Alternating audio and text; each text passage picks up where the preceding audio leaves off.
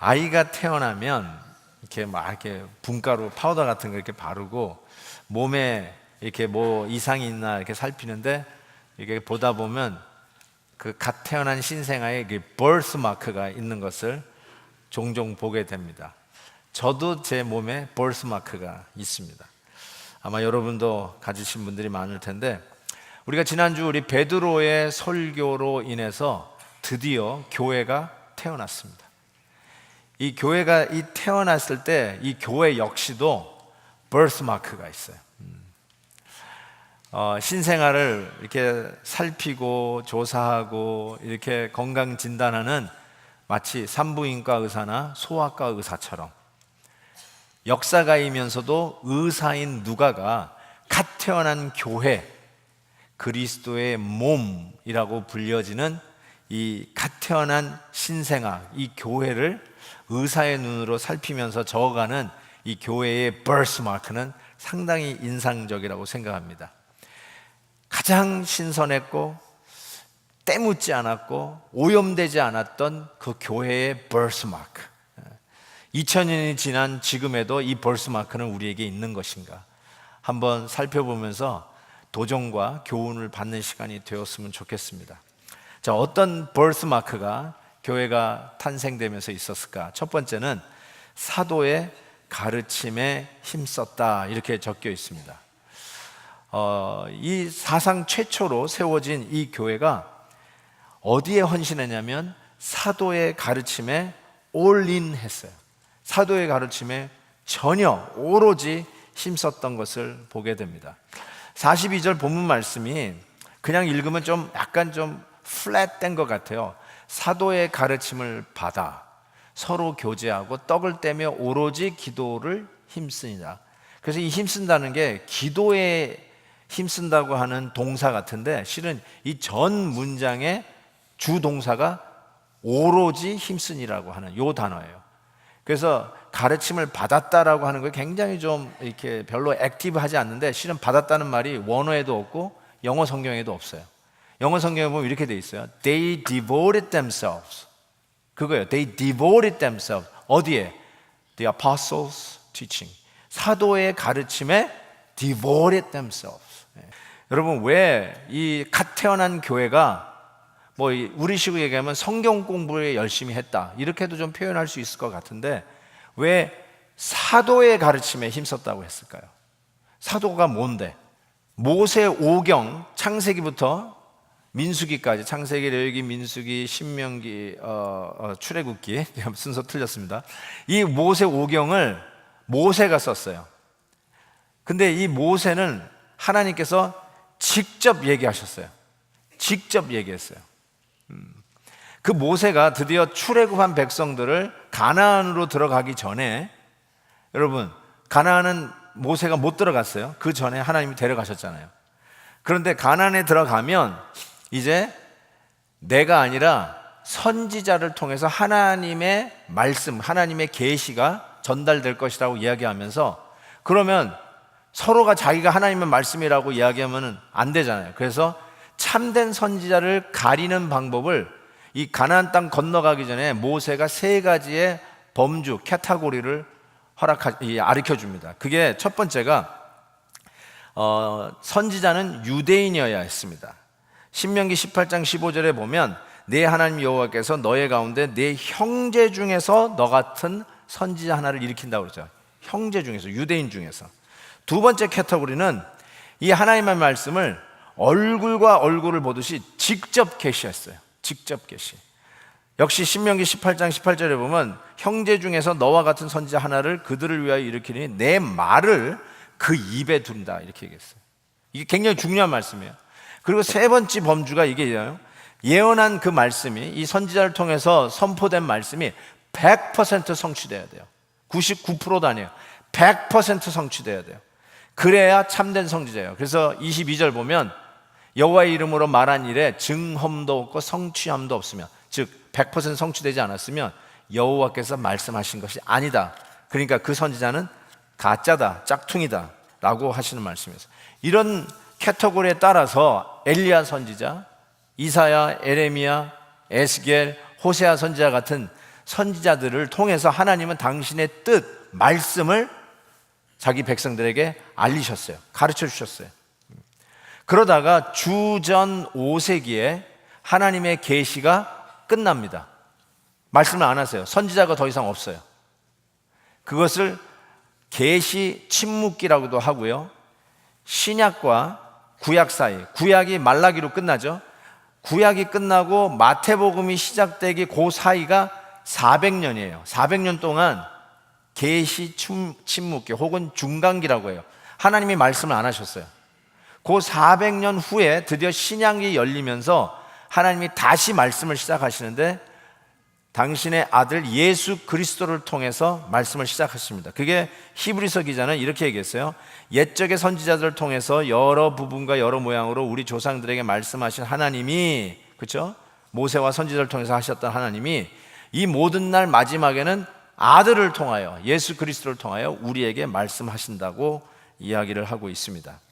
즉 당신의 아들 예수 그리스도를 통해서 말씀을 하셨던 그 하나님께서 이제는 예수님의 제자 12사도, 이 사도들을 통해서 그 말씀의 권위가 전가되었음을 이야기합니다. 여러분, 예수님의 그 제자 가룟 유다가 이로 인해서 결원된 그 자리를 다시 뽑잖아요. 그 사도들을 뽑는 것으로 사도행전이 시작되잖아요. 왜 이게 뭐가 그렇게 중요하다고 사도 한 사람을 뽑는가? 그때 이 사도를 뽑을 때의 그 범주가 우리와 함께 한 자 중에 예수 그리스도의 부활을 눈으로 목격한 자 중에서 뽑는 것을 볼 수 있어요.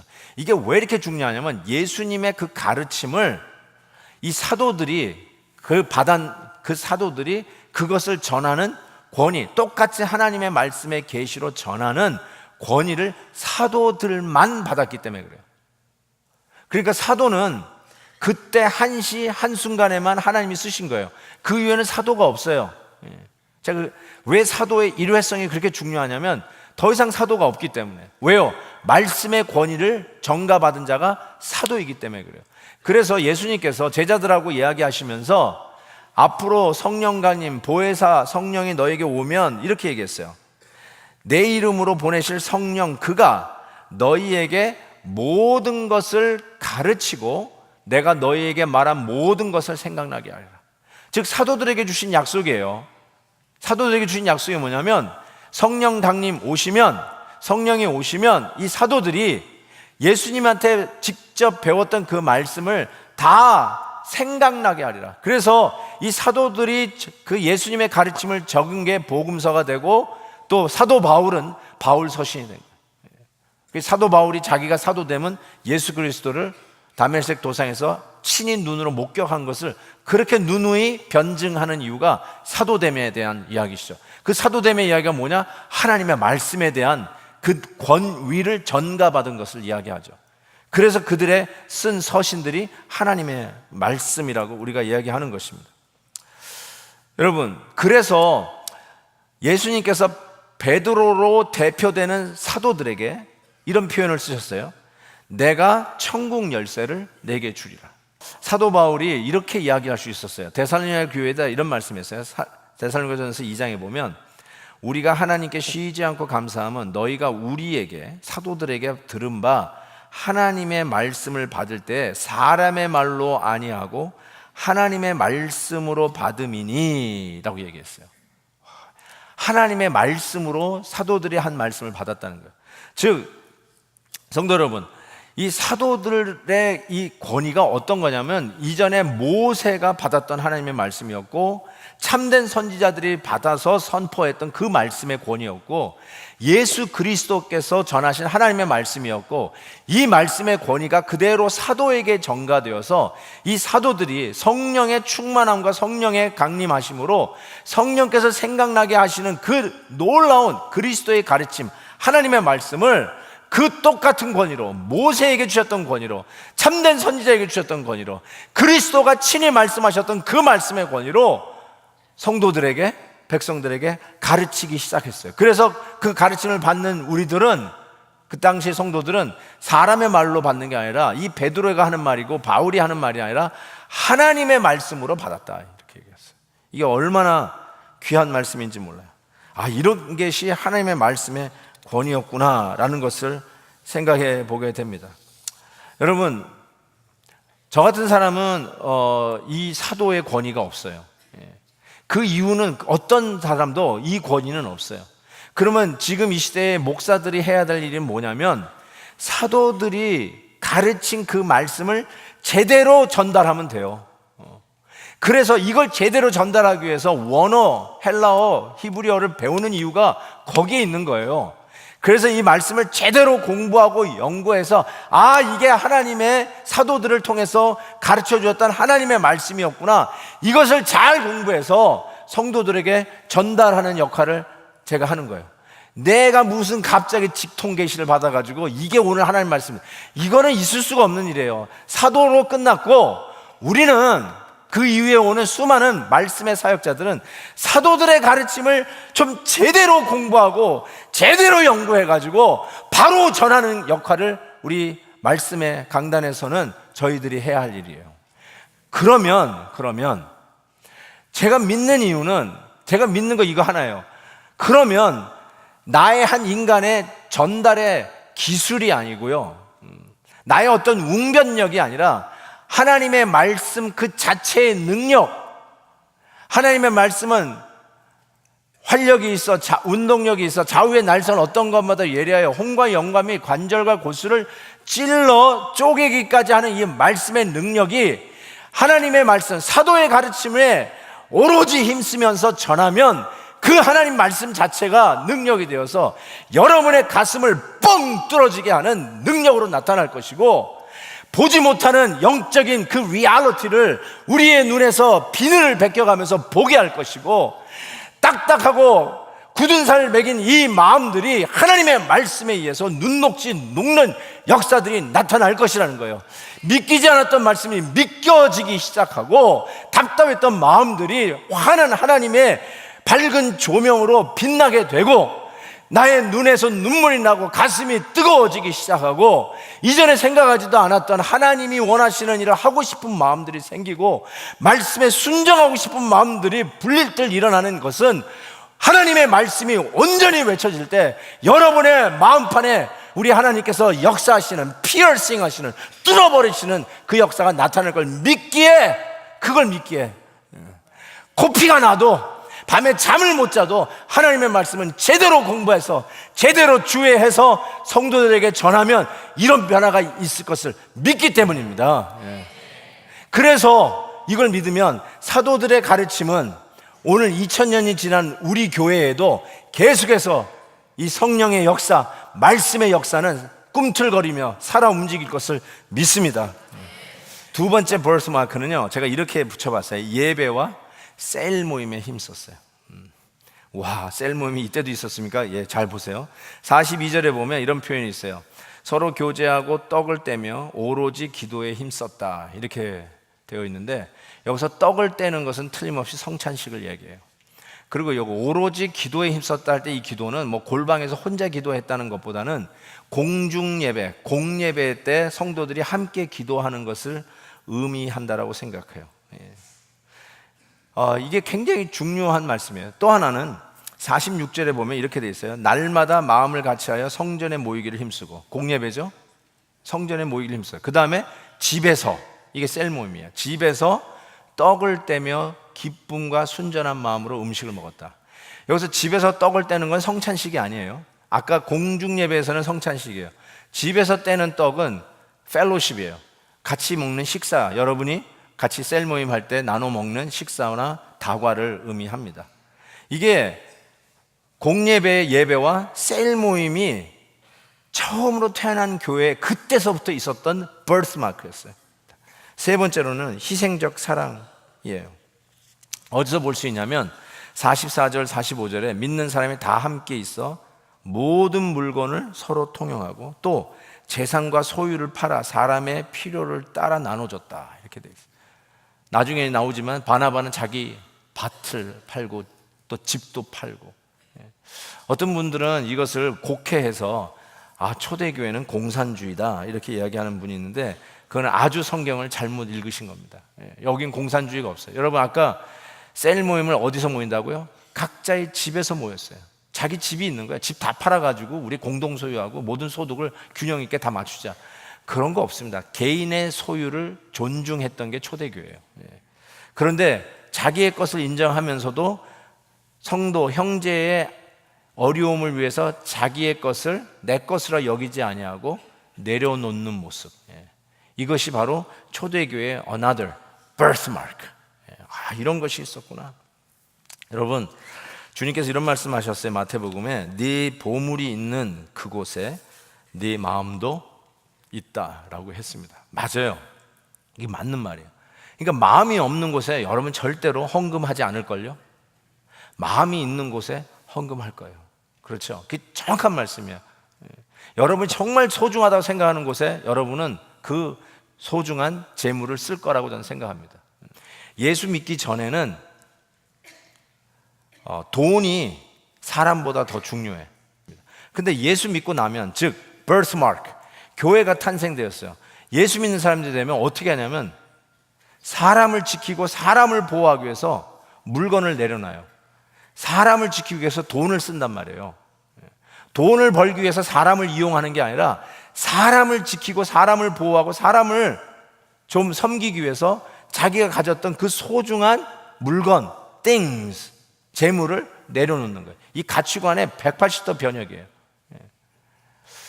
그런 의미에서 초대교회, 갓 태어난 교회의 birthmark는 그랬기 때문에 이런 희생적인 사랑, 마음이 가는 곳에 자기의 것을 내려놓는 이런 나눔의 삶이 있었어요.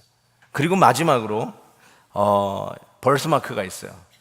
구원받은 사람이 날마다 더해지는 것이 또 다른 교회의 birthmark였어요. 47절 보세요. 하나님을 찬미하며 또 온 백성에게 칭송받으니 주께서 구원받은 사람을 날마다 더하게 하시니라. 칭찬받는 교회가 구원받는 수가 날마다 더해지는 역사가 있어요. 여기 이 날마다예요. 날마다 everyday라고 그랬어요. 여러분은 어떻습니까? 한번 우리 교회도 제가 이 birthmark를 공부해 가면서 한번 비교해 봤어요. 이 세상에 우리 교회를 포함해서 이와 같은 초대교회 birthmark를 참 순수하게 다 지니고 있는 교회들이 몇 교회나 될까? 완벽하게 필요 충분 조건 다 갖추고 이런 birthmark를 그대로 유지하고 2000년 후에도 유지하고 있는 교회는 몇 개나 될까 하고 물어봤어요. 여러분이 마음속에 생각하는 답대로 맞아요. 한 교회도 없을 거예요. 완벽한 교회는 하나도 없어요. 심지어는 우리가 지금 이 birthmark를 보고 있는 이 예루살렘 교회도 사도행전 몇 장만 넘어가면 분열, 히브리파, 헬라파 해가지고 나눠지기 시작해요. 분열이 시작돼요. 그러니까 이 아이디어란 이 birthmark를 계속 유지한다는 것이 만만치 않다는 것을 알아요.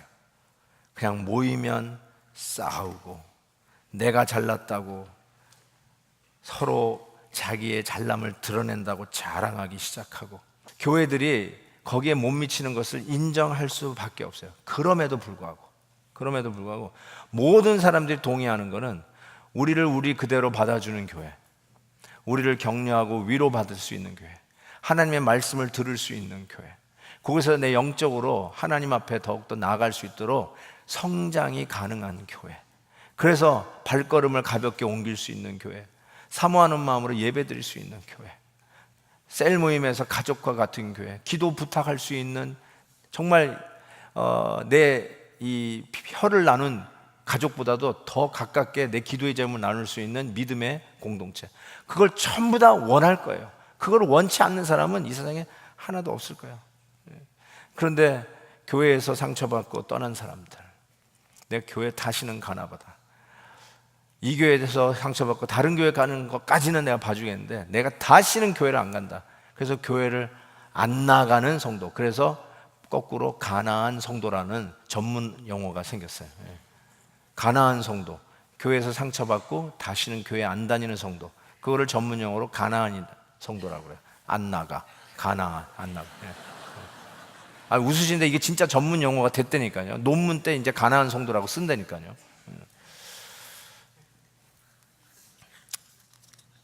제가 참 존경하는 목사님이 계세요. 그래서 제가 우리 베델교회 취임할 때 그때 강사 목사님으로 부흥회 강사 목사님 모셨던 분이 박은조 목사님이세요. 저랑 같이 중국 선교 25년을 같이 했어요. 그래서 너무나도 귀하고 항상 이렇게 젊은 목사들에게 하나의 롤모델이 돼가지고 나도 저분처럼 목회할 거야. 이렇게 틀에 박혀 있는 목회라서 참신하게 또 그런 어떤 권위적인 거 다 내려놓고 얼마나 참 신선하게 목회를 하셨는지 여러분이 아실 거예요. 저희 교회도 오셨고 저 이전에도 몇 번 오셨다고 제가 말씀을 들었습니다. 근데 여러분도 알다시피 2007년에 아프간 사태가 터졌어요. 그 아프간 사태는 이 당시 샘물교회를 섬기고 있었던 이 박은조 목사님 선교팀 23명이 아프간에 갔다가 피랍된 사건이에요. 이 피랍된 사건에 배용규 목사와 심성민 형제 둘이 순교당했어요. 그리고 43일 만에 21명이 풀려나는 아주 기가 막힌 일이 있었죠. 우리가 그때 전부 다 아마 많은 분들이 기억할 거라고 생각해요. 근데 이 박 목사님이 하시는 말이 그때 제일 힘들었던 게 여론이었대요. 이 언론이었대요. 그때 언론이 뭐라고 얘기했냐면 정부에서는 그 아프간 가지 말라고 30번 경고를 했대요. 심지어는 그 가는 티켓을 취소시켰는데도 불구하고 이 샘물교회가 듣지 않고 티켓도 다시 사가지고 그렇게 반대를 무릅쓰고 아프간에 들어갔다는 거예요. 그리고 아프간 들어가는 게 불법이었는데 불법을 저지르고 그 아프간 입국을 했고, 그리고 이슬람 사원에서 막 이 전도지를 나눠주면서 강제적으로 전도를 해가지고 모슬람 사람들에게 짜증을 일으켜가지고 그런 피랍 사건이 일어나는 원인이 되었다라고 이야기하면서 언론이 아예 그냥 페인트 칠을 했어요. 그런데 이 모든 게 전부 다 거짓말이에요. 하나도 진실이 없었어요. 한 번도 경고 받은 적도 없었고, 아프간 입국은 그 당시 불법이 아니었고, 매년 봉사팀을 보내서 이미 현장에 가 있는 선교사님과 연결해서 봉사활동을 늘 하던 중이었어요. 근데 이렇게 언론이 터지니까 뭐 국민 혈세를 낭비해가지고 그들을 빼오는데 일불도 주지 마라, 일전도 주지 마라, 이런 이야기들이 막 여론으로 막 들끓을 때 정말 힘들었다고 그래요. 그러니까 그것까지 괜찮은데 그것이 사실인 줄 알고 옆에 있는 교회들이, 크리스찬들이 또 그걸 공격하는 거예요. 지 교회 잘났다고, 그래 너 잘났다, 신선하게 목회한다는데 꼴 좋다 이러면서 더 또 같은 동료 같이 좀 보호해줄 기독교에서 더 욕을 했다는 거예요. 정말 힘들었다는 거예요. 그래도 어떻게 하겠어요. 이 관련해서 같이 철야기도 하고 금식기도 하면서 이 난관을 뚫고 가려고 하는데 소망에 정말 그 향해서 하나님이 지켜주실까 하는데 갑자기 배형규 목사 순교 사건, 순교 그 기사가 딱 뜬 거예요. 온 교회가 자지러졌어. 야, 이거 어떡하나. 잠시 후에, 며칠 후에 심성민 형제가 또 순교했다는 소식이 떴어요. 배용규 목사님의 아버지는 장로님이세요. 근데 심성민 형제의 부모님은 예수를 안 믿는 분이에요. 자기 아들이 선교지에 간 것도 몰랐고 피랍된 후에야 선교지에 간 걸 알았어요. 나중에 얘기지만 이 어머니가 나중에 예수 믿었어요. 그러면서 전도하는 사람이 되었다. 그러니까 이제 어떻게 하겠어요? 하는데 거기 가 있는 남자 형제들이 다 죽을 때까지는 이거 계속 이게 안 풀릴 거라고. 정말 절망적이었어요. 그래서 새벽 기도를 하고 옆방에서 목사님이 좀 쉬고 계시는데 잠깐 잠에 들었대요. 잠에 드는데 이런 꿈을 꿨어요. 자기 아버지가 막 사람들로부터 욕을 먹고 욕설을 막 퍼부으면서 막 아주 곤욕을 치르고 있는데 자기 아들 된 자기가 이렇게 팔짱을 끼고 이렇게 아무 감정 없이 그걸 쳐다보고 있다가 잠에 깬 거예요.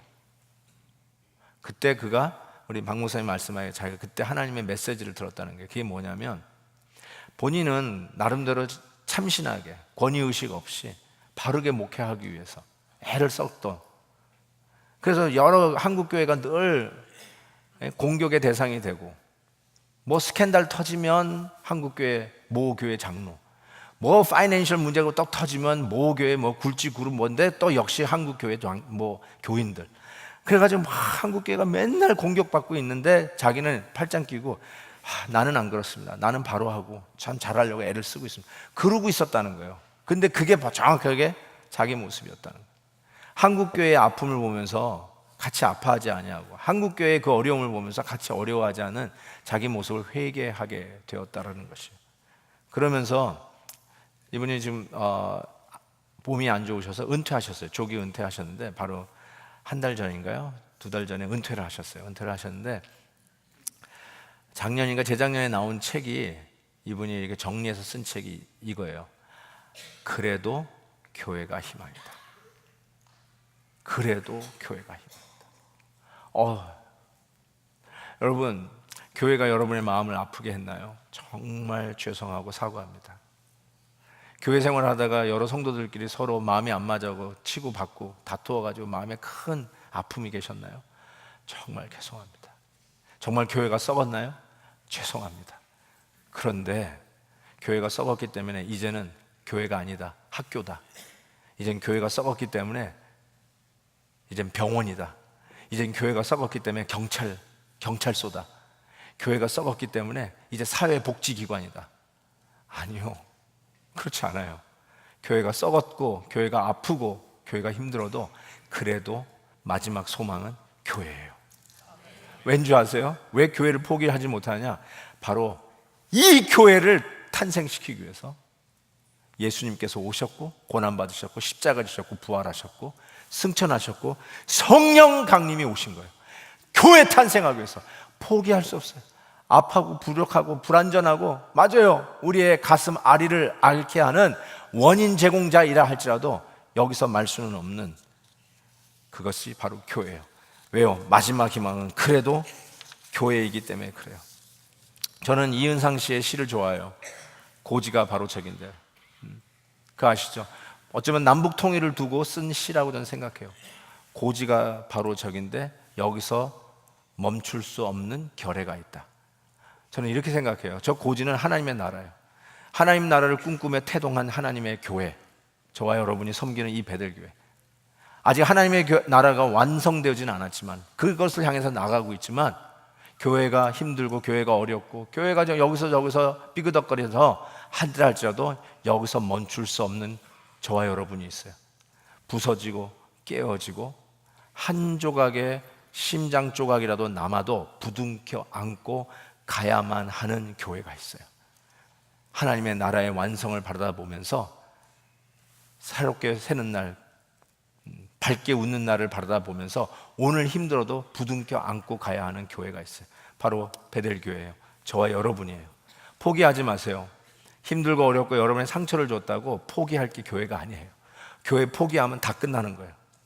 교회가 포기하고 학교가 우리를 살려준다고요? 안 그럴걸요? 아니에요. 교회가 포기되면 다 끝나는 거예요. 우리 주님께서 마지막 남겨주신 소망의 줄기, 교회예요. 교회 붙들고 사셔야 돼요. 교회를 위해서 기도하셔야 돼요.